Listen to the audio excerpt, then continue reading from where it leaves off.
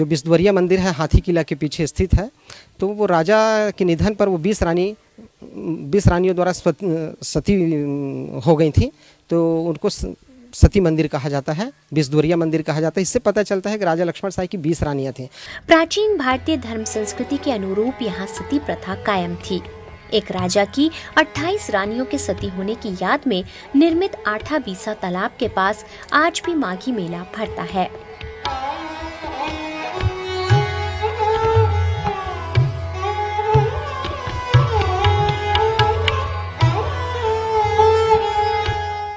इसी तरीके से रतनपुर का जो मेला है, माघ पूर्णिमा मेला, यह भी एक प्रकार से सती मेला है। माना जाता है कि एक राजा की 28 रानियां थीं जो राजा के निधन होने पर सती हो गई थीं। इसलिए उस तालाब को आठा बीसा कहा जाता है, क्योंकि 8 और 20 मिला के 28 बनते हैं और इस तरह 28 रानियों के होने के संकेत मिलते हैं।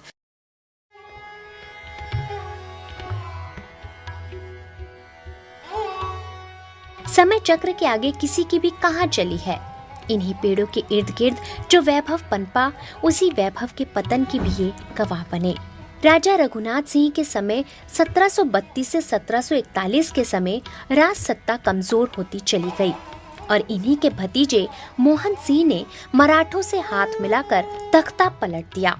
उत्थान के साथ पतन प्रकृति का नियम है। यह बात कलचुरियों पर भी लागू होती है। अंतिम शासक हुए राजा रघुनाथ सिंह, उनके पीरियड में राज्य सत्ता बहुत ही कमज़ोर पड़ गई।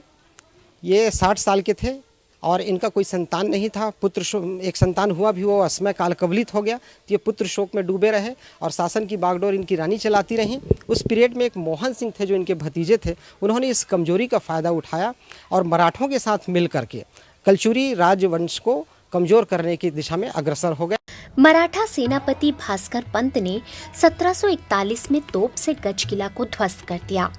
इसके बाद कलचुरी वंश के आखिरी शासक मोहन सिंह ने कठपुतली शासन चलाया। 1756 में नागपुर के भोसले वंश के राजा बिंबाजी को रतनपुर की सत्ता सौंपी गई। 1854 तक यहाँ मराठों ने राज किया।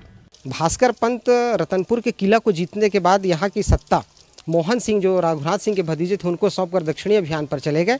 तो 10 साल तक एक तरह से मोहन सिंह और उनके जो अधीनस्थ थे मराठों के, वो यहाँ शासन करते रहे। वास्तव में मराठों का जो शासन है वो 1756 में शुरू होता है, जब नागपुर के भोसला वंशी राजा बिंबाजी को यहाँ का राजा बनाया गया, छत्तीसगढ़ प्रांत का।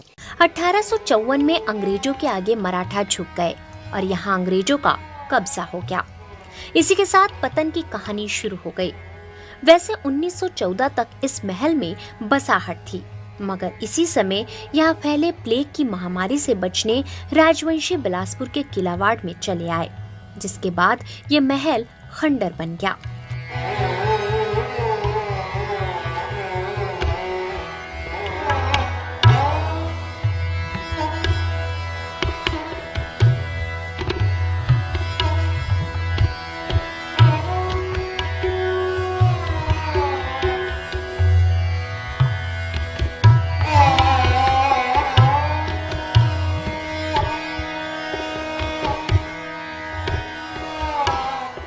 अंग्रेज़ों का वर्चस्व बढ़ने लगा। धीरे धीरे अंग्रेज जो वो थे अधिकारी थे, वो रतनपुर में दखल देना शुरू कर दिए और जिस तरह मराठों का साम्राज्य पतन हुआ नागपुर में और महाराष्ट्र में, उसके बाद रतनपुर का राज्य भी अंग्रेज़ों के अधीन चला गया। सन 1854 में यहाँ का सत्ता पूरी तरीके से अंग्रेजों के अधीनस्थ चला गया। यहाँ आज कुछ ही इमारतें बची हैं, जिसमें राजा कल्याण साय द्वारा निर्मित जगन्नाथ मंदिर एक है।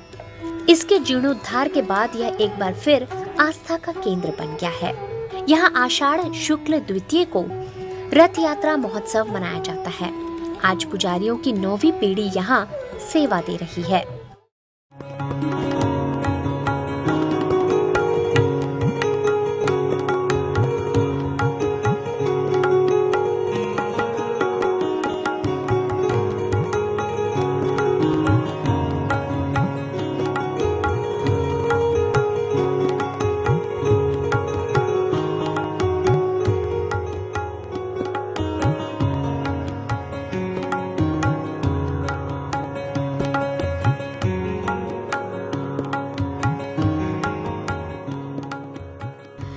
कभी समृद्धि वास करती थी, राजनीति का वह गलियारा राज परिवार के पलायन करते ही खंडरों में तब्दील हो गया।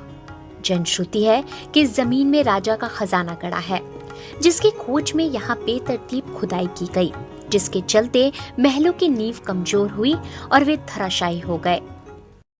किंवदंती मशहूर है कि राजा महाराजाओं के समय से यहीं कहीं इस परिसर में खजाना गड़ा हुआ है, जिसकी तलाश में लोग अक्सर रात को यहाँ की खुदाई भी किया करते थे और आज भी करते हैं, लेकिन वह खजाना अब तक किसी के हाथ नहीं लगा है। क्या पता, शायद यहीं कहीं इसी परिसर में खजाना गड़ा हो आज भी। लोगों की ये मान्यता है कि यहाँ के जितने महल हैं, किले हैं, मंदिर हैं, उनके नीचे बहुत अकूत संपदा है, खजाना छिपा हुआ है। इस दृष्टि से जो कई खजाने चोर यहाँ के बादल महल में, हाथी किला में और बिस्दुवरिया मंदिर में समय समय पर खुदाई करते रहे हैं, और उसके चलते, खुदाई के चलते यहाँ के जो मंदिर हैं और महल हैं, किले हैं, उनको बहुत ज़्यादा नुकसान हुआ है, क्योंकि खोदने वाले पूरी नींव खोदते गए और मंदिर और महल धीरे धीरे धराशायी होते चले गए। हम अपने धरोहरों के प्रति बेहद लापरवाह हैं, ये बात यहाँ भी साबित हुई। उपेक्षा के चलते एक एक कर सारे निर्माण जमींदोज हो गए। तब जाकर पुरातत्व विभाग की तंद्रा टूटी। इसे सुरक्षित इलाका तो घोषित कर दिया गया, मगर गंभीरता से प्रयास न होने से कुछ खास हासिल न हो सका। कुछ हद तक उसमें सौंदर्यीकरण का काम भी चल रहा है, जो कि प्रशंसनीय है, लेकिन उस स्तर पे काम नहीं हो पाया जैसे कि अन्य शहरों में होता है, जैसे ग्वालियर में हुआ या अन्य जो ऐतिहासिक नगरी है वहाँ का उत्थान हुआ, वहाँ का डेवलपमेंट हुआ, वहाँ का स्मारकों का संरक्षण हुआ, बिल्कुल नहीं हुआ। बादल महल, नाग मंदिर, किले सब ध्वस्त हो चुके हैं। लोगों ने महल और मंदिरों को शौचालय बना लिया है। पर्यटकों की सुविधा और आकर्षण के लिए कोई प्रयास नहीं होने से प्राचीन गौरव की पुनर्स्थापना नहीं हो पा रही। आज रतनपुर की पहचान सिर्फ मां महामाया के मंदिर के लिए है, जबकि यहाँ ऐसे ऐसे दुर्लभ इमारतें हैं जिनके प्रचार से रतनपुर को पर्यटन स्थली में बदला जा सकता है। यहाँ पर्यटक 3 दिन तक रुककर सभी स्थलों का भ्रमण कर सके, इतने स्थल हैं, लेकिन ठोस पहल न होने से सारे प्रयास निरर्थक साबित हो रहे हैं। इक्का दुक्का एकल प्रयासों से स्थिति बदलती नहीं दिख रही। कोई ऐसा भागीरथी नहीं दिख रहा जो अपने प्रयास से प्राचीन वैभव को लौटा लाए।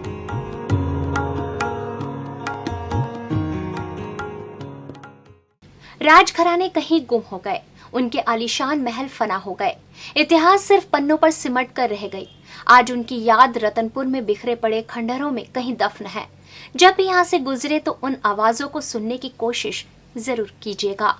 मुमकिन है कि आप भी एक पल में सदियों की यात्रा से होकर लौटेंगे। ऐसे ही गलियारों के सफर में फिर निकलेंगे। तब तक के लिए हमें दीजिए इजाजत। नमस्कार। Ah